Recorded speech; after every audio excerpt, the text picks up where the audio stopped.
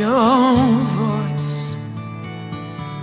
It may feel just like an echo,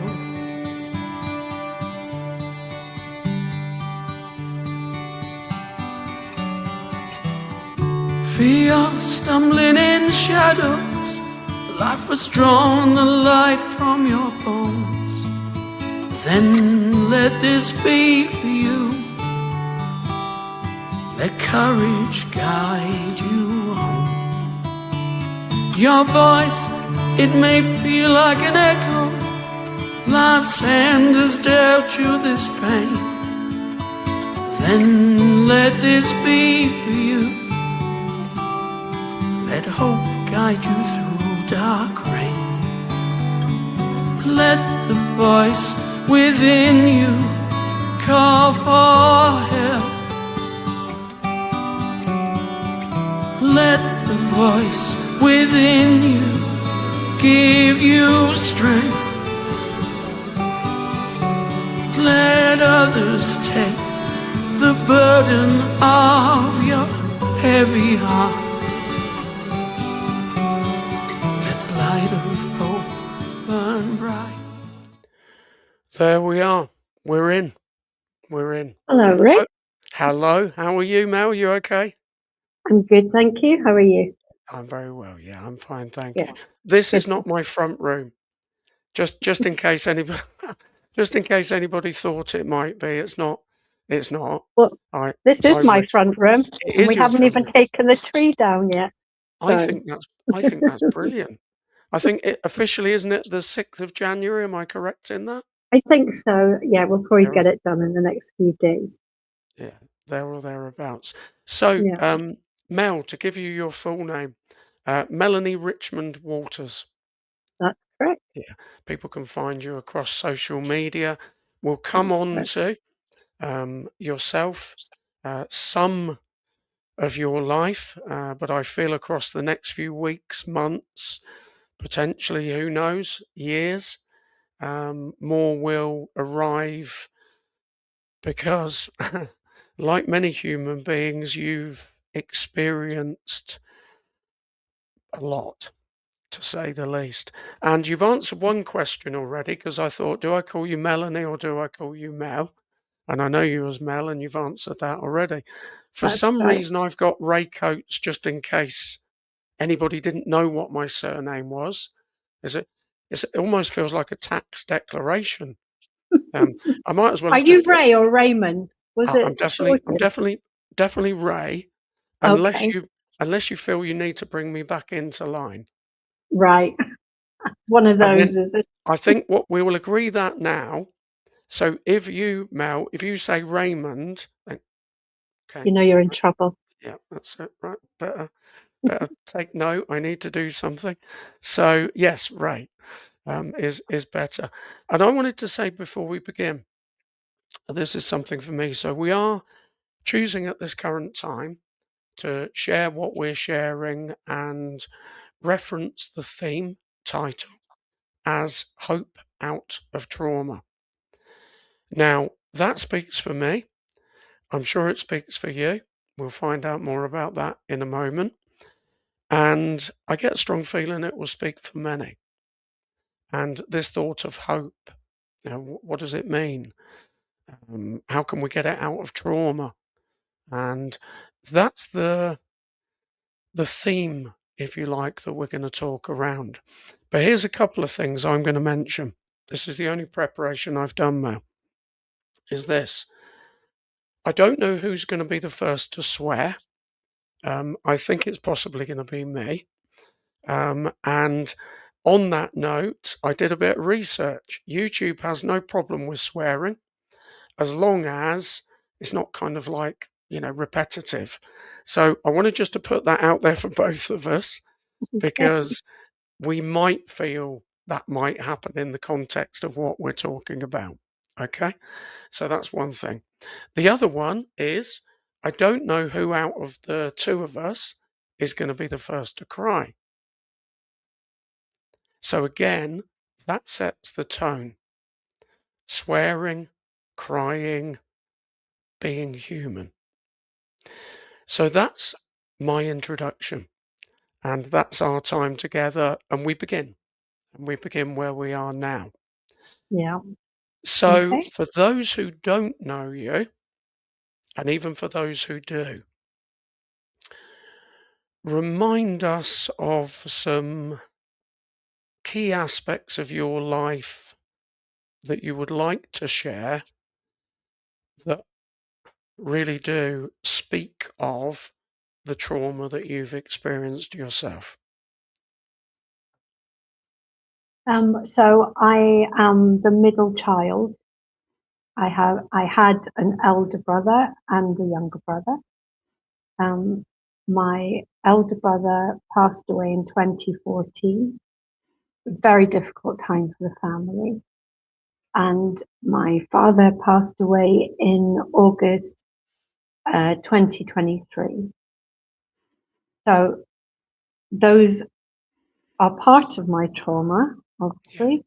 yeah, Um, I was also born with a blood disorder very similar to haemophilia, which is called von Willebrand's disease.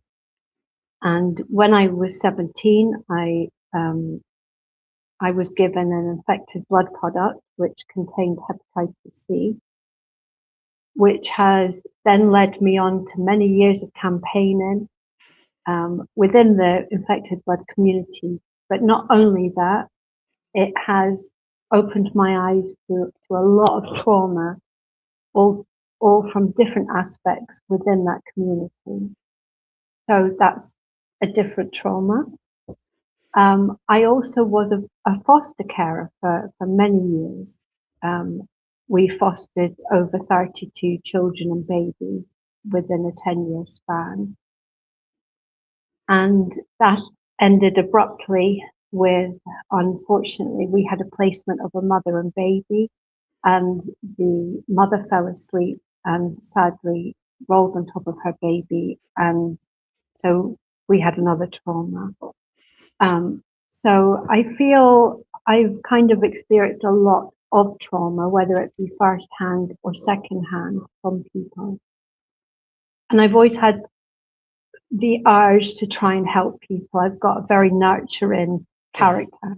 mm, So I think that's what brings me here today is yeah, to try and show people that, you know, when you're amongst trauma, and even the word trauma has you right in the middle of it, yeah, it can feel like there is no hope.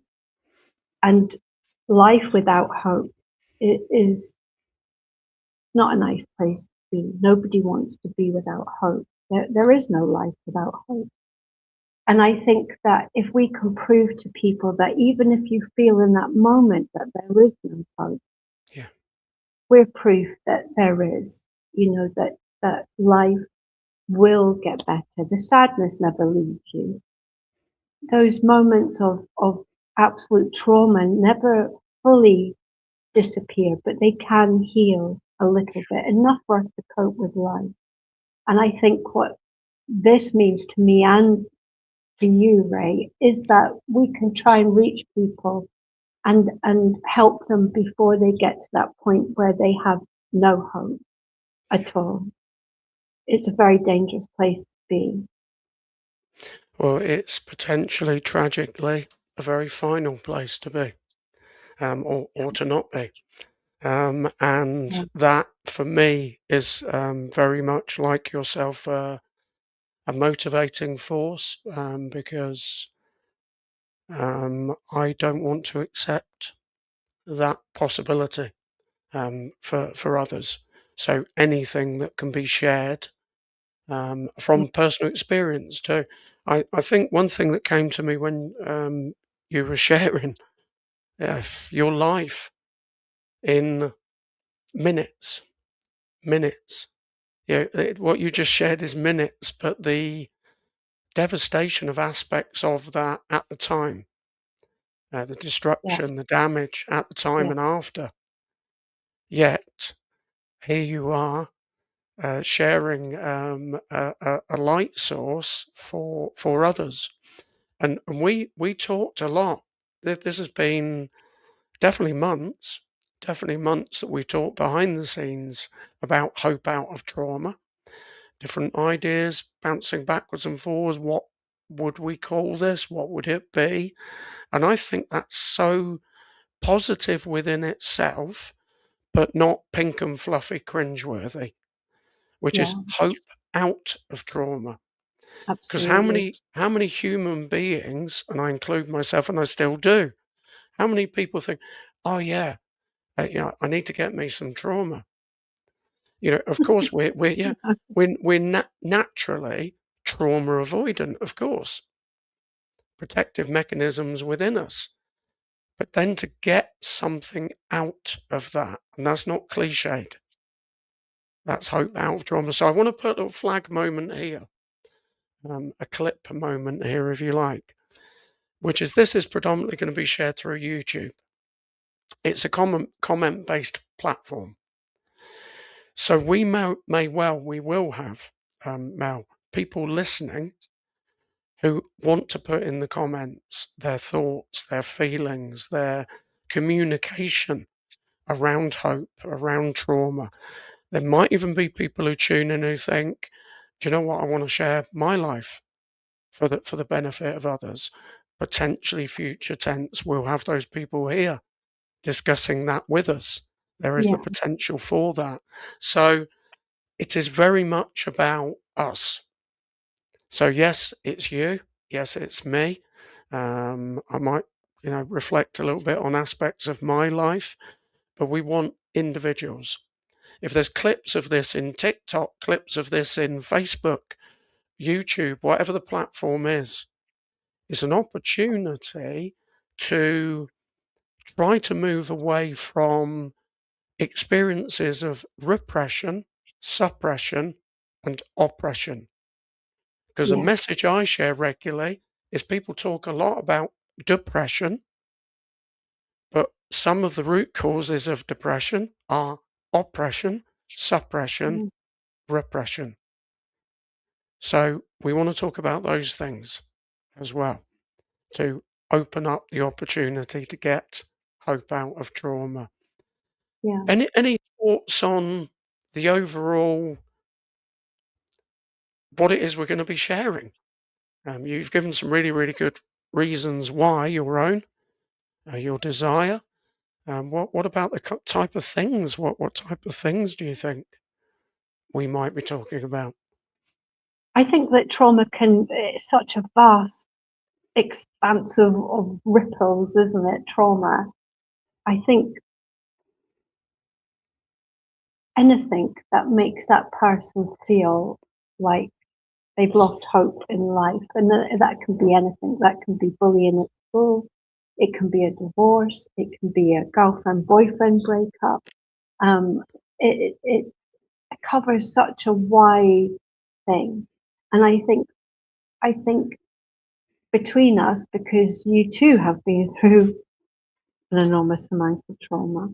Mm, I think between us, we could try and reach people who want to know how we did it, yeah, or how we would do it if we were in their situation. Um, I think there's just no boundaries, is there? There's no boundaries because every bit of trauma is important, and every person, regardless of the level of trauma or what they've been through, they're important. And I think that's what we want to try and get across. That there totally. is And that's hope out of trauma. Yeah, yeah, and there is that's a key moment.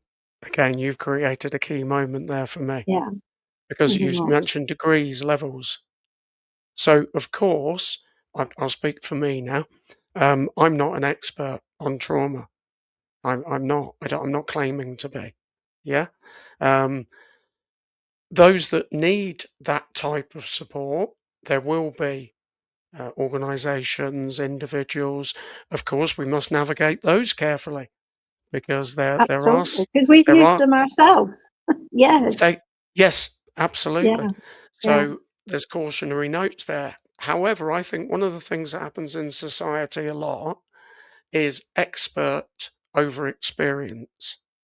Yeah. Now, that's okay in certain things, but when we're talking about being human and the degrees, like you said, everybody experiences loss, grief, suffering, anguish, anxiety, fear, phobia, etc., etc., etc. So why can't everybody talk about it? And of course, the answer to that, I'm going to answer my own question, is we can. And that's something again that will change things. So the discussion is the beginning of opportunity. And then if Yeah. there are people, when I do TikTok lives, I talk a lot about mental health awareness. Of course, I occasionally get comments of people that say, what are your qualifications?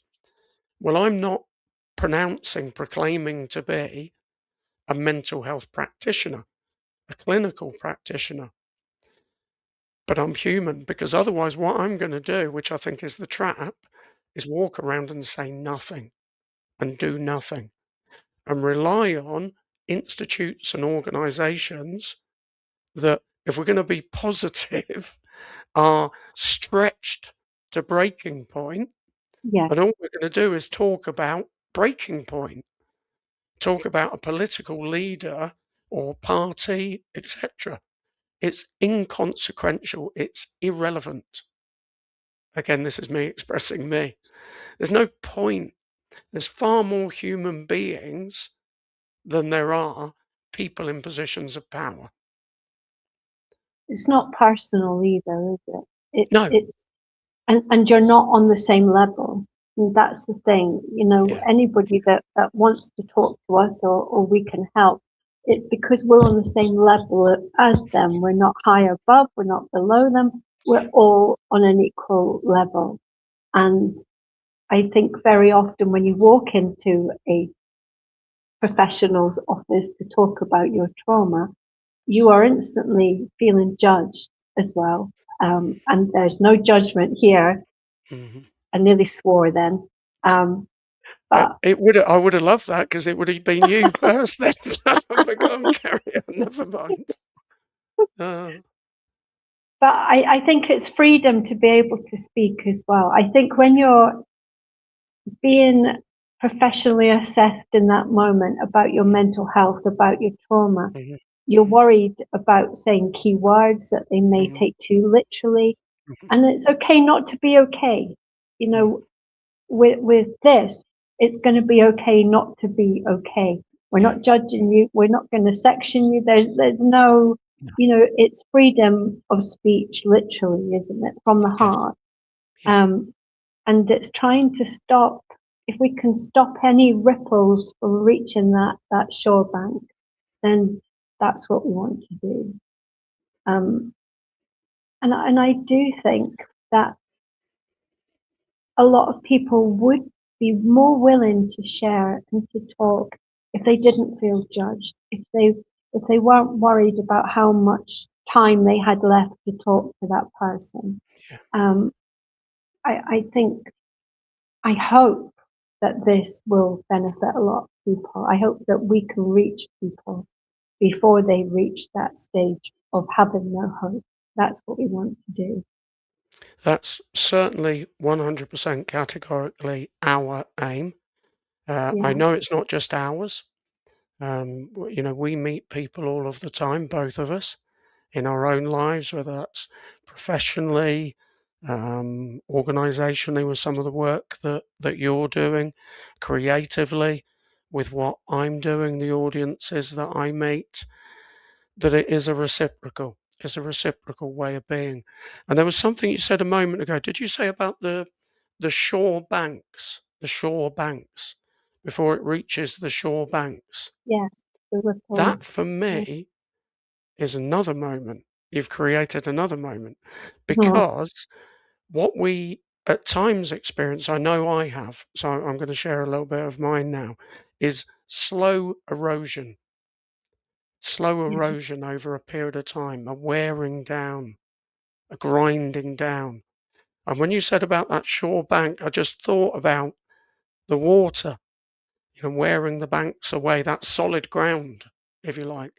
yeah, Yeah. And for me, lyrics from, I'll share the opening music, The Voice Within. And 2 years after being diagnosed with throat cancer, 2008, 1 year, so 2008, for close to a year, I couldn't speak pretty much at all, nearly permanently.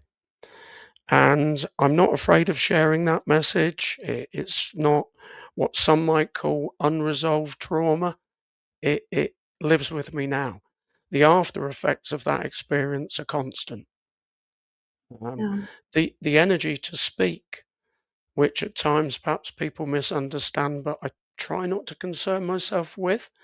It actually takes a lot of energy from me to speak and to sing. I have to get Mm. above the voice. Why do I do what I do? Well, the lyrics came 2 years after that experience, marriage breakup, estrangement from the children, Sorry, Ray, trying. were you a singer before the Yeah, throat cancer? yeah, but Okay. but but not as much as I am now, ironically. Yeah. Yeah. So it was something I did. I was offered a record contract when I was about 17, 18. Um, then I will mention the name because I have done before. There's no disparaging of the organisation, but I've shared this before. I'm not hiding. Um, I then became one of Jehovah's Witnesses, and at the time, I fell in love, married, ultimately for 25 years and 5 children, and then concluded, part of the experience was throat cancer, marriage breakdown, estrangement from the children, my dad passing. I hadn't seen him since I was 5. So those things happening simultaneously, 2008 and beyond. And then I didn't write a single word. I've been a lyricist for years. More than anything else, I'm a poet, more than anything else. And I didn't write a word for 2 years. I just had a complete blockage. And Um, then I started writing some lyrics, The Voice Within. Feel you're stumbling in shadows. Life has drawn the light from your bones. Then let this be for you. So I wanted some message that conveyed in those moments which I experienced. Definitely you have. Others listening have with us, where you yeah. thought, I don't have the words. I have no words. Then let these words be for you. And that song has come back since, written in 2010, released in 2013, has come back 2 or 3 times. It was a charity single for Shelter several years ago, female vocalist, and there's now the current release. That and a Wow. song called Damaged are both kind of upwards 11,000 Spotify listens, and they connect with people. So basically, what I've done is from no voice to an amplified voice Yeah. using song. And I think I'd like you at that moment to share with me a little bit on, because the light's gone off on me. I'd like you to share a little bit of light of something you shared earlier on and how that's led you into a creative and shared experience, if that's okay. So from voiceless silence, if you like. Yes. I mean, our whole community was silenced for almost 5 decades. We were silent. Yeah. And we we thought everything was over and done and dusted with the government, in 2020, I think it was 2024, 2023, I can't remember now. Um, and so I had thought about getting a group of maybe 5, 10 victims together and going up to London to do a song recording, just a Mm. song. Um, So we had gone through a few songs. This is with my good friend Leslie. And I published the request on Facebook amongst the community. And all of a sudden, people started to say, "Oh, I'd like to be part of that. I want to be part of that." And before I knew it, I had an entire choir formed. On Facebook, we currently have, I think, 211 members of the choir. Wow. And we've now recorded 2 songs. Mm-hmm. And people started to just within this community, we started to get professional singers, musicians, music producers. It was just incredible that what we've managed to do. So we've managed to piece together a choir which is now called Silence the Song. You're a mind reader. You're a mind Yeah, reader because that's actually how we met as well. it So is on our first yeah, recording we yeah, met. Yeah, yeah. So I came yeah. along. Was that July of 2025? Is that correct? Or August? I I can't think remember yes, exactly it now. was the 7th of July. It was July it was. yes, it was. And Yeah, and when yeah, I was there, I I've not experienced. I'm not part of the community in the no, sense that I'm infected or affected. But how can I put it to you? The unifying feeling, connection yeah, was immense. And I know when I met you, there was a desire also for it to reach beyond the individuals who were part of it, if that makes sense. yeah, So, for me, voicelessness, in my own yeah, experience, is not just related to throat cancer. So I'm speaking of me. So yes, I experienced it through that, but I think there were factors that led up to that experience. So for me, I connect with a lot of people who've experienced being voiceless, silenced, and I'm incredibly drawn to that, which is why I yeah, will often pop in thoughts that we would love to hear from people. yeah, We would love to hear from people because, again, I can say what I'm going to say, and 100% I'm going to. And you're the same. Campaigner for years, and not just your voice, but the voice of others. yeah, But here we are, rather than it being marginalized. And I'm going to share a bit more on that because this is a vision I have of many things. Some of this could be controversial. Rather than it being one particular group matters, rather than it being, I did Men's Mental Health Awareness Month. I had to continually, because I desired to, use the month, yes, talk about the month, yes, but I didn't want it to be man centric. I didn't want it to be me centric. I wanted it to be human collective. yeah, So rather than one group of people has the autonomy on trauma, yeah, there are traumatic experiences, of course, that are vastly, I'll say me, 50 years of silence. yeah, Knowing more about that and hearing more about that, that doesn't lessen my trauma. But I tell you what it does do for me personally is it gives me context because I think, wow. And it creates also that accessible opportunity for people to know other people have gone through serious stuff. And now here it comes. So I'm just going to say fuck. hey, So I'm it the wasn't first who's me. sworn, and I'm nearly the first to cry. Yeah. Am I okay to mention your son's name? Which one, Charlie? Yes. Yes, yes. In a discussion, interview with Charlie, and I would like to do that again at some point. And I know Charlie's an incredible filmmaker and has produced. Maybe you might tell us a little bit about that in a moment. Your son, how old is Charlie? He's 22, but he was 20, 21, I think, when he spoke to you. 21. when I spoke to him, yeah? Yeah. And he said about sitting with trauma. Yeah. So in that moment, a close to 60-year-old, a now 60-year-old me, and your 21-year-old Charlie, Yeah.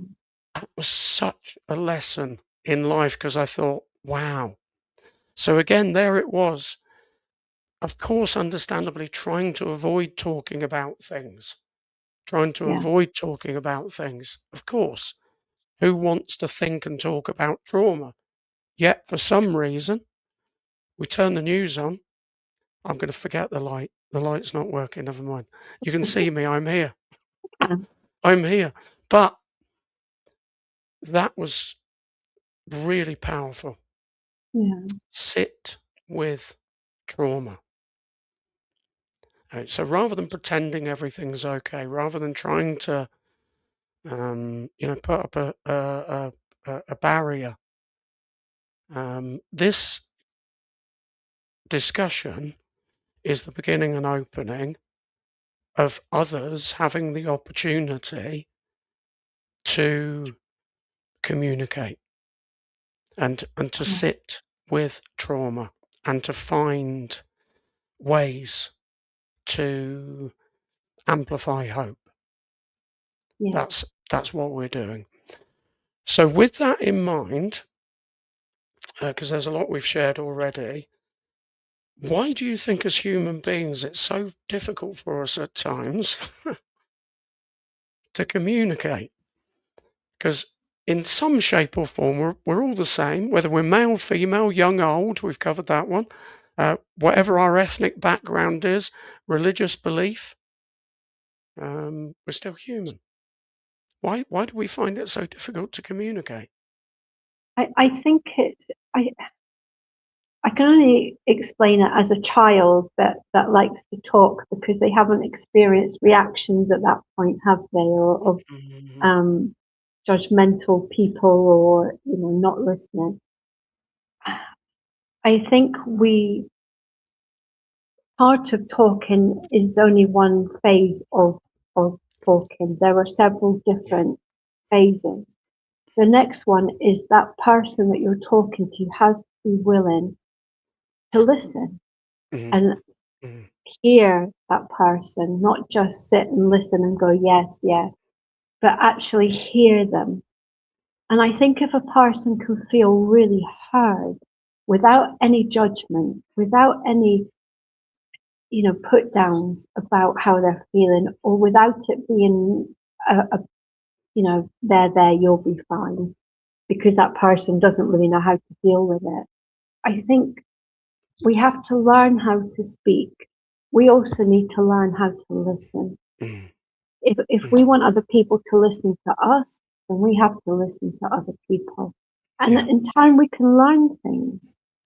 That we can look at people in the street and think, oh, they look grumpy. They must be having a bad day. We've got no idea what that person's going through. And this is a set. I think it's another silence thing, isn't it? People Yeah. are so frightened of being silenced that they just sit and fester away with their trauma. And it's such. I've had times when I've been desperate to speak to somebody and have no judgment and be heard, and all you get in return is their trauma or something that they can liken it to, which has nothing to do with how the degree of your trauma. Yeah. And I think we need to learn to talk. We need to learn to listen and be loyal to that listening. That it's a privilege. It's a real privilege if somebody comes to you with their trauma. That is a huge thing. Out of everybody on this planet, they are picking you to talk to about this. And you have the ability to either listen and help them, or you walk away and you fail. You fail. You it's such a huge thing for somebody Yes. to come to you. And I think I think the more open we are, the more we talk about trauma, the more we're heard, the more purpose it gives our traumas as well. Yeah. And I think ultimately people learn to talk, we could save more lives. And that's the truth. Whether that person ends their life or spends the rest of their life in a very dark place, that's not living, it's existing. Yeah. People should be living after trauma, and you can only do that with hope, and you can only do that when you're heard. Wow. Yeah, There will be moments where we need to pause to enable others to absorb. That for me was another clip moment, which is this: trauma is part of being human. yeah, It's unavoidable.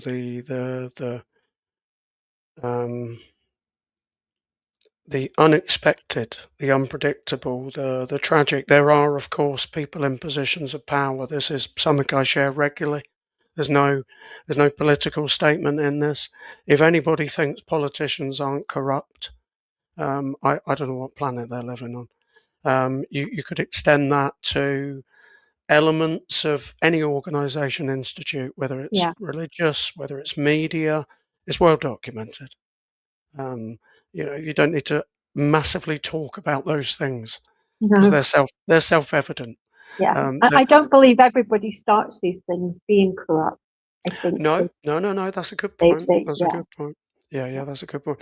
But there were a couple of real strong thoughts you said about being loyal to listening, and that was the moment for me. You're doing it again, which is it's like a relationship. You made it sound like a relationship. Having a relationship with listening. yeah, I just thought that was absolutely beautiful, being loyal, a loyal listener. So I started picturing me. This is where I feel hope is already growing to think, do you know what? I can develop a better relationship with listening. So I can think of it as a person. I can personify yeah, listening and I can be loyal to that listening. That's absolutely, I feel, genuinely a golden nugget for individuals to think, okay, and the privilege you said, yes, you know, it is a the, privilege. the one person. Now, the challenge is, I'm slightly being devil's advocate now, there are a limited amount of people available in the sense of everybody's got their trauma. And when we have that moment, and I think this should be a discussion for next time, which is how. How can we navigate when we or another person has got our own thing going on? And then somebody comes to us and says, Ray, Mel, anybody listening, I've got this thing going on. Um, how can we, either side of that, navigate that to be able to loyally listen, but also on other occasions still feel heard? Because the fact of the matter is, without being preemptive, Yeah, some people will take the floor. yeah, It is like they say, isn't it? The creaking door always gets the oil. Um, yeah, and I think just it would be good to have an actual full episode on communication. And those that are watching, as well as liking, subscribing, comment. And maybe there might be people, I'm sure there will be, who say, okay, well, this is what I do. This is how I navigate that feeling of, well, I've got my own stuff going on. You've yeah, got your own stuff going on. How can we, whether that's friendships, peer groups, work, relationships, how can we do that without there being somebody who constantly feels the listener? Yes. And, you know, I know that's kind of perhaps maybe not where we thought we might go, but for me personally, that's one of the things to try to navigate around. Because everybody, all of us, I will. Um, I'll do one or two things. I either won't share, or I'll walk away and feel a bit like, "Oh, well, yeah, you Yeah. know, I didn't really feel listened to then." Um, yeah. Any thoughts around that, Mel? Yeah. It's making me think actually of my mum, and my mum was a counsellor Uh-huh. for many years, and she very often people can assume that she wants to hear all of their issues and trauma, even though she's still not a counsellor at the moment. And of course, yeah, she's got her friends and they can always talk to her. But it does build up this impression, I think, amongst many people that she does know, is that because she's a counsellor, therefore she doesn't have any trauma. So Mm, it just mm. made me think of that. Those that know her well know that, yeah, she has had a lot of trauma, and she has got some very good friends who do listen to her. But it just suddenly made me think of counsellors and psychotherapists and people we automatically assume don't need to be listened to because they've got their lives sorted, haven't they? If they're sitting there telling us how we should feel, but yeah, we're all human. That's often the problem. Who listens to the listener? Yeah, And within that, again, it's that projection, perception that people in a certain position are okay. yeah, Because that's what we all in some ways manifest. And yeah. to some degree, I'm not even criticizing that. I think that's a natural thing and at times a good thing. Well, it Because makes us feel safe, doesn't it? yeah, the flip side of that, I guess, to some degree, is perhaps in some cases oversharing. But trying to strike that balance, and I think I've I've kind of got a part in thought, which is the more loyal listeners there are, well, that shares then, doesn't it? That shares the, I don't want to call it workload, but responsibility. That Yeah, shares the privilege. yeah, The more loyal listeners there are, the more the privilege is shared. And in society, because it's been rigged that way, fact, they've organised things to try to get people to stop listening to each other yeah, and to view those who are on the same level, the streets, the everyday people, to be enemies with each other.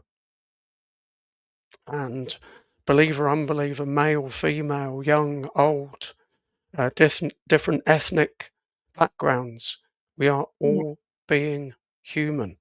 So we can have those things, but we can also join together, join forces together, to listen. So, Mel, it's been an incredible first discussion. And yeah. without putting you on the spot, could you leave us with some parting hopeful thought that also sets us up for episode 2? I can't even believe I'm saying that. We're only just completing episode 1. Around the thought of communication and hope as much as you can. You have put me on the I spot. have, Thank haven't you. I? um, yes, I think that something also that we covered during our discussions off air was knowing how to approach somebody with trauma going on. And I think that's a very important thing about communication. And I would be really, really keen to hear how people have approached people when it's gone wrong, when it's gone right, Mm, because mm. we can all put ourselves in a situation where we've said a totally inappropriate thing at the inappropriate moment and we still cringe about it. Yeah, Yep. I know I have. And I think what we need to get across is that this podcast, all of our podcasts that we're going to be doing, we're on the same level. We're not talking down to people. We're not claiming to be these experts. We're just sharing our trauma, and we want to listen and help in any way that we can. So I look forward to the next one Me too. Thank you so on much, Mel. communication. Okay? Absolutely. Thank you, Ray. Thank you.